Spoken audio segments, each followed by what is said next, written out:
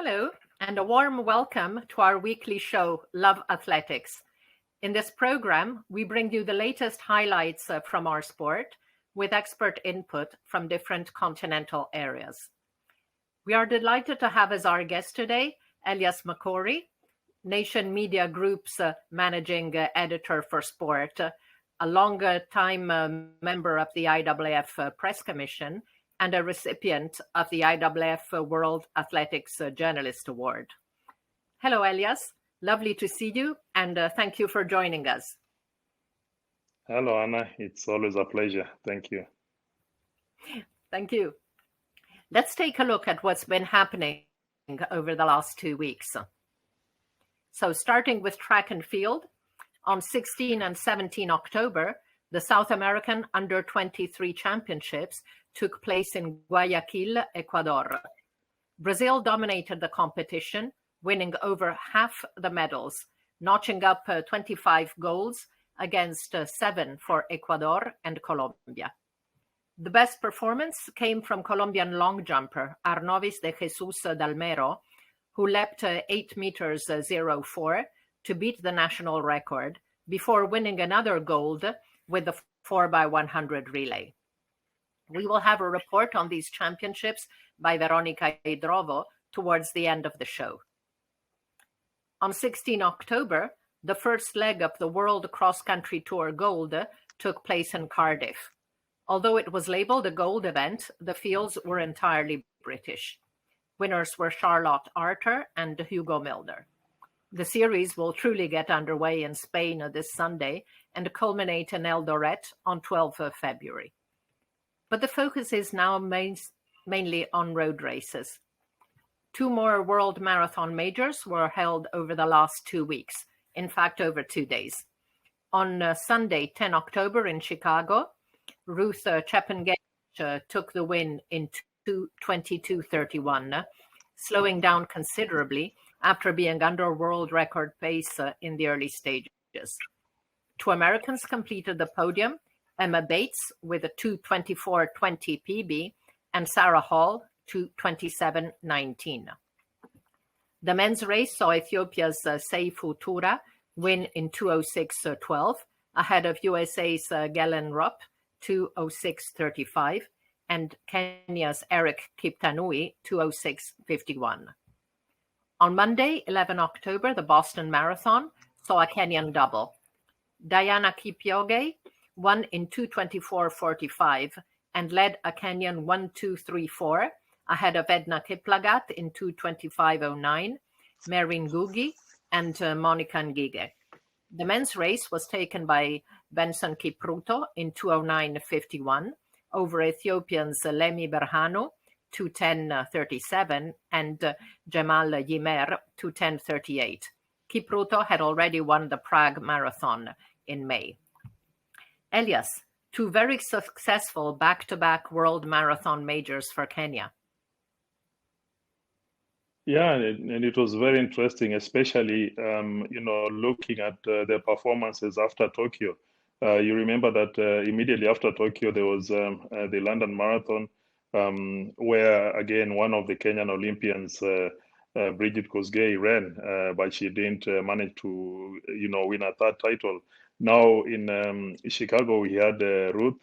Ruth obviously was very disappointed in Tokyo she a lot of problems coming into that Olympic marathon race. She got there in not the best psychological condition. There's a period where she was isolated over fears for COVID-19. So, she needed to bounce back and get one big victory to, keep her back, bring confidence levels back. And that's what she did, winning that race in Chicago. It was a very, very good moral booster for her, just to stay in the reckoning of the things. Thank you. And I'd like to highlight 2 performances. Chalene Flanagan continued her challenge to run all the World Marathon Majors with amazing back-to-back runs. After clocking 2:38:52 in Berlin, 2:35:04 in London, she completed in Chicago in a more conservative 2:46:36 and the following day ran 2:40:34 in Boston. Amazing. Chalene will now have the chance to recover a little from her efforts, as the next World Marathon major, the New York Marathon, is scheduled on Sunday, 7 November. But another over 40 athlete had an amazing run. Edna Kiplagat already boasts a stunning career, especially in the marathon, with 2 World Championship golds in 2:11 and 2:13, a 5th place in 2:15, silver in 2:17, and a 4th place in 2:19, never out of the top 5 in the last decade. She also won the New York, London, and Boston marathons, placed 3 times second in London, and once a runner-up in Chicago, now runner-up in Boston. ELIAS, what do you think about Edna Kiplagat's second place in Boston at 41? Yeah, I mean, Edna is like Italian wine because she keeps getting better and better the older she becomes. And I think she got a new lease of life. She relocated recently from Iten and now is based most of the time in the USA. So different environment, different challenge. And I mean, everybody was watching that race and saying that if there was 1 kilometer more, then she would have won the race because she really started kicking. And at the end, she was brilliant. Thank you, Elias. That's really great. So on Sunday, 17th October, the Amsterdam Marathon, male and female winners, Tamirat Tola of Ethiopia and Kenya's Angela Tanui, both posted fast times, respectively 2:03:39, the second fastest men's marathon this year, and 2:17:57, a world lead for Tanui. Interestingly, both winners had originally planned to compete in other marathons this autumn. Tamirat Tola was scheduled to run the Tokyo Marathon, but this event was recently cancelled. Angela Tanui had planned to compete in Boston, but was unable to travel when her visa was denied. Tanui, author of a massive negative split, smashed her PB to climb to 10th in the all-time lists as she finished well ahead of fellow Kenyan Maureen Chepkemoi, 2:20:18, and Ethiopian Ivan Halu, 2:20:19.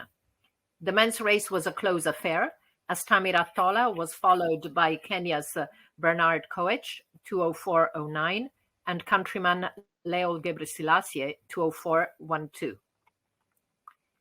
And the depth of the race was impressive. The top 5 finishers all ran under 2 hours 05, top 7 under 2 hours 06, top 11 under 2 hours 07, and top 21 athletes ran under 2 hours 10. Several other marathons were also held on Sunday, 17 October, including Paris Marathon. Races in the French capital were very close, and the top 5 men and top 4 women closed within less than 30 seconds of each other. The men's race was particularly fast, with Kenyan's Elisha Rotich claiming victory in 2:04:23 ahead of Ethiopian Haile Mariam Kiros, 2:04:42, and compatriot Hilary Kipsambu, 2:04:45. In Paris, top 8 finishers all ran under 2:06, and as in Amsterdam, the top 5 were under 2 hours 05.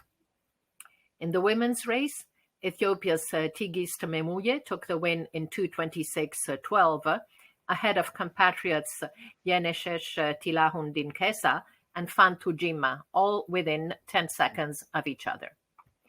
But let's leave recent events for a while and ask ELIAS about some of his favorite moments. What are your 3 favorite moments in the sport, either as a journalist, race organizer, or fan? Well, Anna, it's very difficult to narrow down to 3 because, I mean, the sport is amazing. There have been amazing achievements. But some that I may highlight include Sami Wanjiru running, winning the Olympic marathon gold medal. I was in the Olympic Stadium that day, Beijing, the Bird's Nest, and before that, I had a long chat with Sami, and he gave me the splits that he was actually going to run, planning to run. And from my vantage point, when I was watching the race, I kept the splits to myself. I didn't tell my fellow journalists. So I knew what he was doing until 35K. And then I knew it's going to be an amazing race. 2:06:32. Not even Eliud Kipchoge has broken that Olympic record. That shows you how great Sammy was. It's unfortunate that we had to lose him the way we lost him. Then, of course, nothing can be bigger than Usain Bolt. I mean, the records that he broke in the 100 meters and 200 meters, another highlight for me in the sport, running at the Berlin Stadium during the World Championships, and also in Beijing during the Olympics, and also, of course, in Daegu. So, I mean, watching Usain Bolt lower that, run 9.58, 19:19, those records will forever remain in my memory. And then, of course, most recently, Eliud Kipchoge. Eliud breaking the 2-hour barrier again in the beautiful city of Vienna. It was an excellent course, an excellent morning, fantastic day for racing. Pacemaking was out of this world. I mean, sitting there with my colleague Olaf Brockman at the finish line, looking at both the live happenings on the course and also the television. It's a moment when we were looking more at the clock than Eliud, because at the back of your eye you can see he's coming through, but you're looking at the clock. Is he going to break that barrier?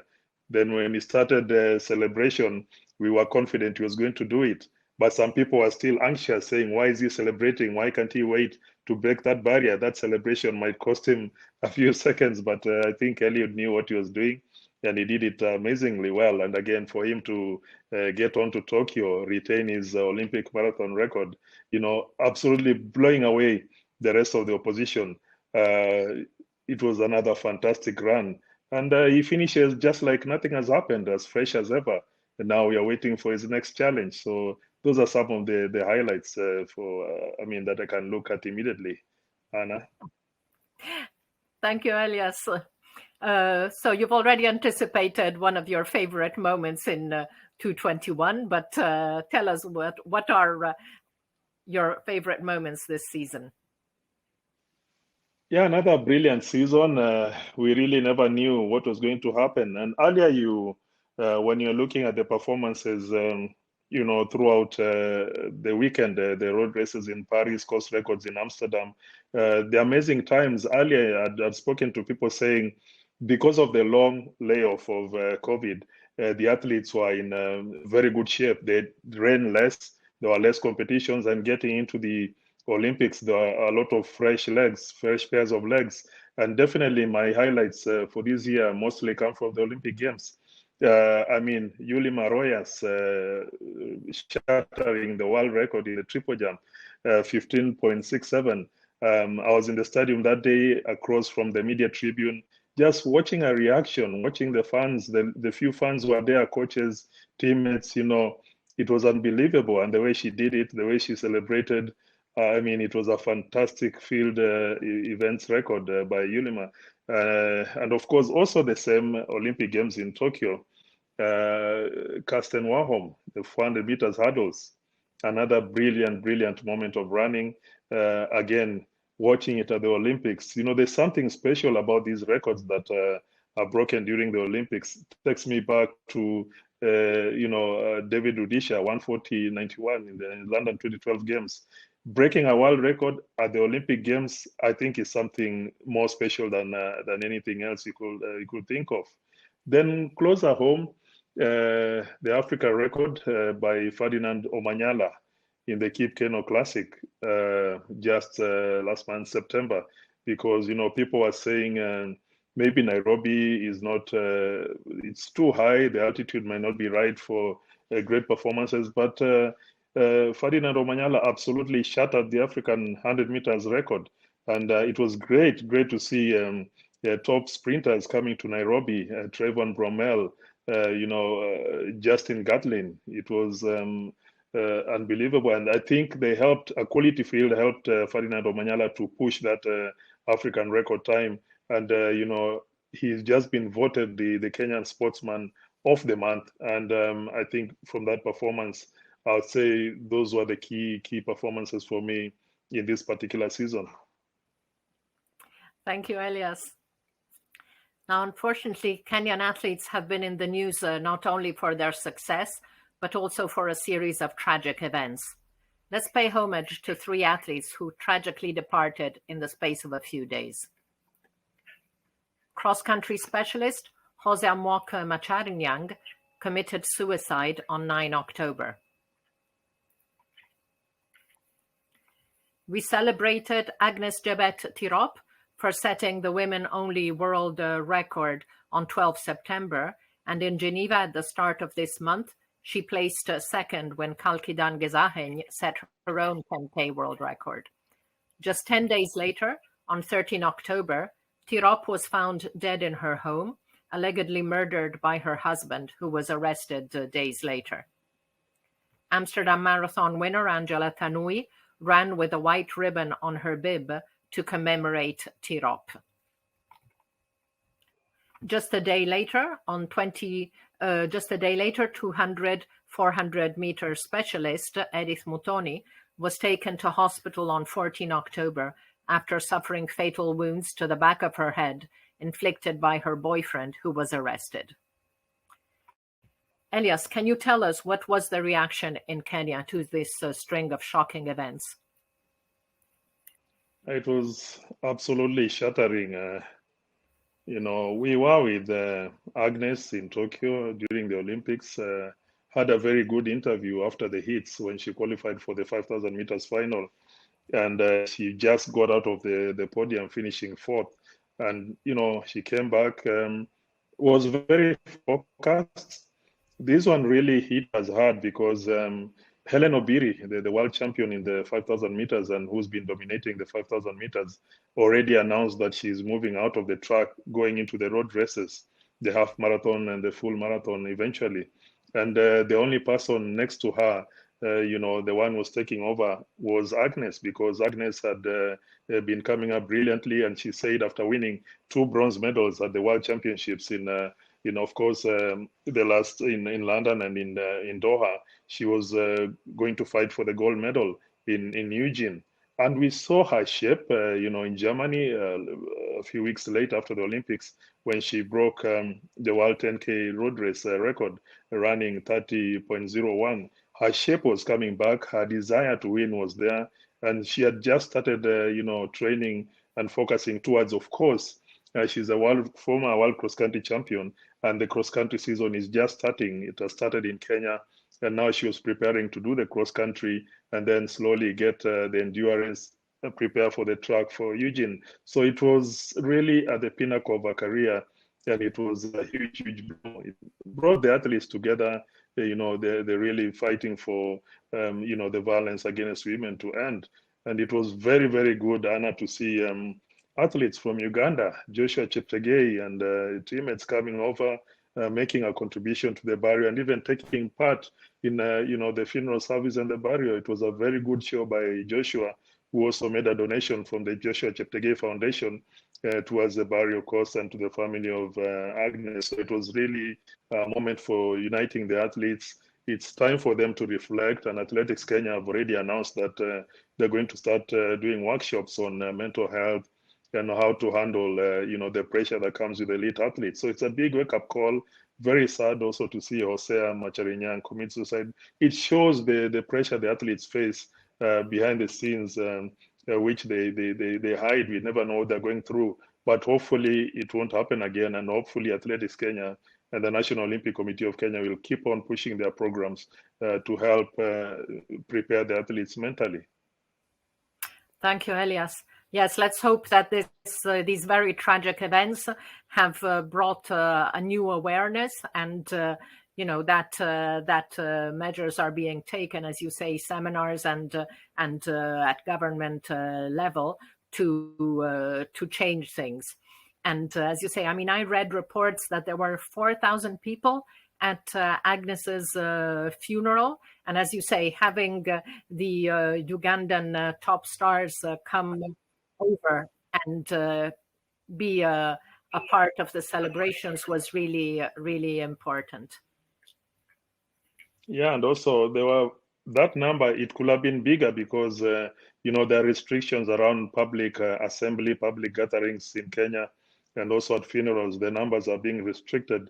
So many more people will have traveled. Many people followed the burial on live, the Facebook Live and other. Thank you.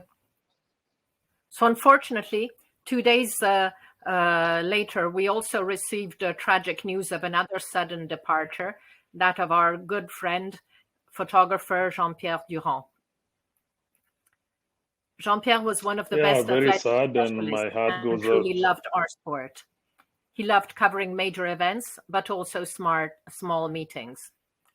Among the many work trips together, in 2017 we were at the kids' athletics event in Kapenguria, on a trip that Jean-Pierre defined as probably one of the most beautiful days of reporting for me.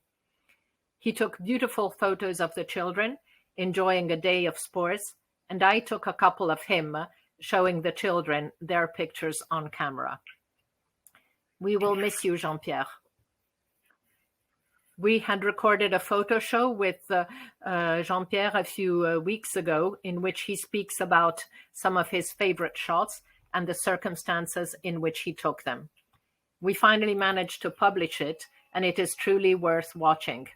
His love for our sport really shines through, and we hope that even more people will learn to know and appreciate him as much as we did. But let's move on to happier moments. On 31st October, Eliud Kipchoge will star in a pursuit challenge to mark 1,000 days to the start of the Paris 24 Olympic Games.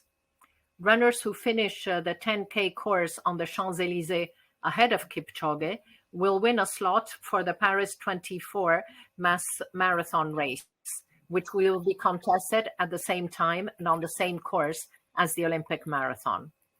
Similar challenges had been organized with French sports stars starting in summer 2020, and now one of the biggest stars on our sport will be the protagonist. Eliud is an amazing athlete and a wonderful person, and having the chance to run with him is a treat for any lover of athletics. But his contribution goes beyond the sport. In early September, Kipchoge announced the goal for his new foundation: to build a library in every school in Kenya and to plant forests in each one of the country's 47 counties, expanding on projects he already has underway in his native Nandi County, a feat of ultra-marathon proportions.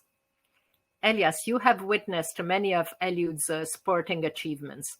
What makes him so special as an athlete and a human being?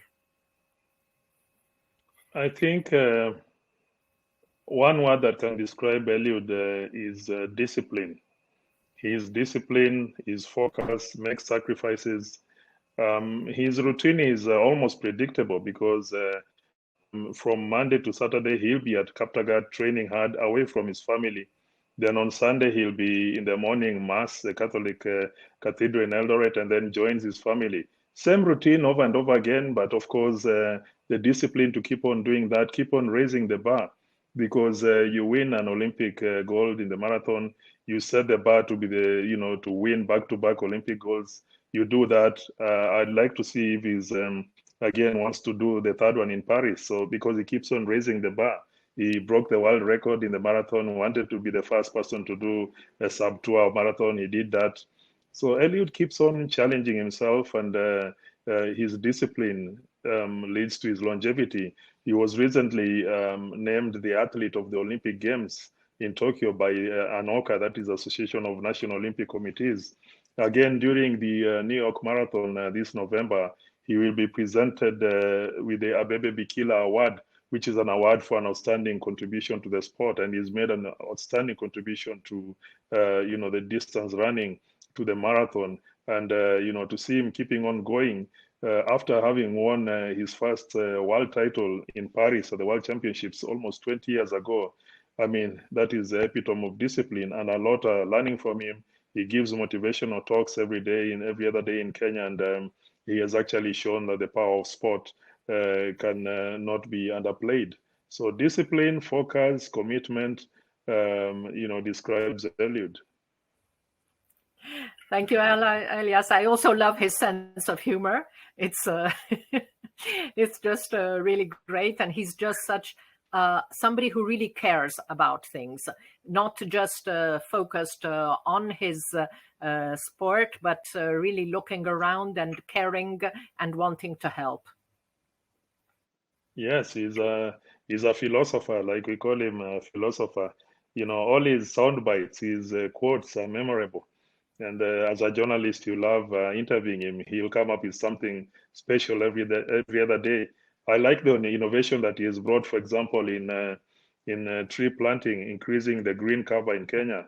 I think he's planning to do a tree planting exercise where, you know, to see how many trees can be planted in 1 hour 59 minutes. So it's going to be a 1:59 for tree planting. You know, Eliud keeps on going on and on and on.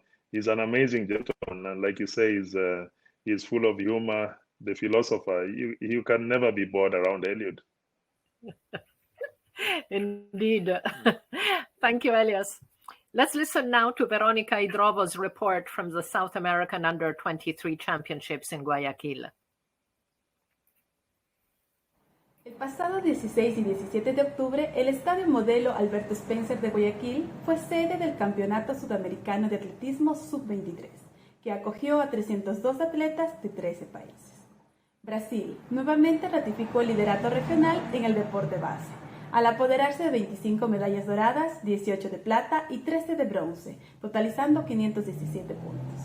Eric Barbosa en los 100 metros, Douglas Méndez en los 400, Eduardo Ribeiro en los 800 y 1500 metros, Edimar Ferreira en los 5000 y Fabio Correia en los 10.000 metros fueron algunos de los deportistas auriverdes que subieron a lo alto del podio. Ecuador, anfitrión del evento, se llevó el subtítulo al alcanzar 7 medallas de oro, 8 de plata y 4 de bronce. Una de las pruebas en la que los tricolores dominaron es la marcha atlética, en donde Glenda Morejón demostró su valía al apoderarse del título con una amplia ganancia, al registrar 1 hora 32 con un segundo, dejando muy atrás a la peruana Andy Amarilis, quien se quedó con el segundo lugar con un registro de 1 hora 35 minutos y 27 segundos. Por su parte, con una impecable presentación, la velocista Anaí Suárez se llevó 2 títulos a casa, en los 100 y 200 metros, demostrando su performance. Yulexi Angulo en lanzamiento de jabalina, Anderson Márquez en los 200 metros, Marcos Herrera en los 110 con vallas y Diander Pacho en salto con garrocha se colocaron también en lo alto del podio. Colombia, con 7 medallas de oro, 7 plateadas y 6 bronceadas, se quedó con el tercer lugar muy cerca de Ecuador, esperando destacar en los Juegos Panamericanos Junior Sub-20, que esta vez serán dueños de casa. Thank you. So Veronica was detailing some of the performances by the top 3 countries in the medal table. So some excellent results from Brazil, host country Ecuador with race walker Glenda Morejon, and Colombia, who will next host the Pan American Age Championship. So while in the Northern Hemisphere, athletics events are mainly on road races and cross country, in the Southern Hemisphere, of course, the track season is fully underway. So let's look now at the winners of the European Athletes of the Year and the Rising Star Awards. Winners were announced on the 16th of October. Sifan Hassan took the award for the first time among the women, ahead of Anita Włodarczyk and Maria Lazitskene, who was the 2019 winner. Karsten Warholm was crowned among the men for the 3rd time, having already won Rising Star in 2017 and Athlete of the Year in 2019. Other finalists were Sweden's pole vaulter Mondo Duplantis and Italian sprinter Marcel Jacobs. The Rising Star Awards went to Netherlands' Femke Bol, who excelled in the 400-meter hurdles and on the flat, and to France's World Under-20 champion and world record holder, sprint hurdler Sasha Zoya. Maria Andrzejczyk of Poland received the European Athletics Community Award for actioning her Olympic silver medal to help pay for life-saving surgery for 8-month-old Milos. Let's recap what's coming up on the calendar as we reach the end of our show. Top events in the next 2 weeks include road races, cross-country, and more area age category championships. On 22 to 24 October, the Pan American Athletics Under 20 Championships take place in Concepcion, Chile. The next 2 World Cross Country Gold Tour events will take place in Spain, Amorebieta on the 24th and Soria on the 31st of October. A host of top-level marathons take place on 24 October, including Rotterdam, Hong Kong, Ljubljana, and 2 in China, Dalian and Wuhan. Wuhan, we remember, is where COVID was first detected, and 200 places are reserved in the race for the health workers who fought the first battles against the virus. The Valencia Half Marathon also takes place on 24 October on an ultra-fast course, although the course was modified to allow for greater social distancing. Fields are once again exceptional. The men's race will feature 5 sub-59 runners, including Kenyan Ronix Kipruto, who clocked 57:49, to be only 3rd in Valencia in December 2020, after setting the 10K world record in the same city in January 2020. Other top names include Rogers Kwemoy on his debut at the distance and Ethiopia's Mukhtar Idris. The women's field is even more impressive, with 2 Ethiopian world record holders facing off and one whose recent world record will finally not be ratified. The record holders are 5,000, 10,000 world record holder Letsenbet Gidey, making her half marathon debut, and Senbere Teferi, who set the 5K world record last month. Yalenzer Yehuala, who ran 1:03:44 in Larne, Northern Ireland, smashing Ruth Chepngetich half marathon world record mark by 18 seconds to become the first woman under 54. She announced, however, Friday at the Valencia press conference that the mark will finally not be ratified as the course was 54 meters short. Senbere intends to make up for that by taking the record in Valencia on Sunday, but Letsenbet Gidey has also stated she aims to break the world record. Expect fireworks. More marathons on 31st October include 3 more top-level ones in China, in Beijing, Chengdu, and Suzhou. So still lots of athletics action to look forward in the next fortnight. So we're now at the end of the show. It was great having ELIAS join us.